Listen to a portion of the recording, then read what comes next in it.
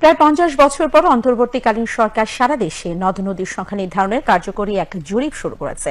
এই উপলক্ষে আয়োজিত এক সেমিনারে যাচাই বাছাইয়ের পর 1156 নদ নদীর একটি তালিকা প্রকাশও করা হয়।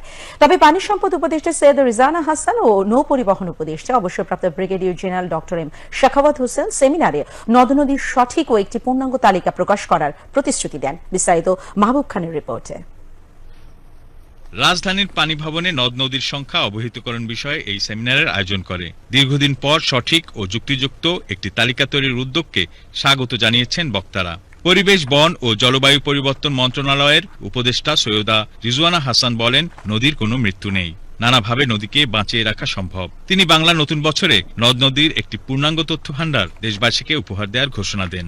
প্রথম হচ্ছে নদীর তালিকা 1400 দেখালেই আমি কামিয়াব হলাম, আর 1100 দেখালে আমি কামিয়াব হলাম না, এই মানসিকতা থেকে সরে আসতে হবে।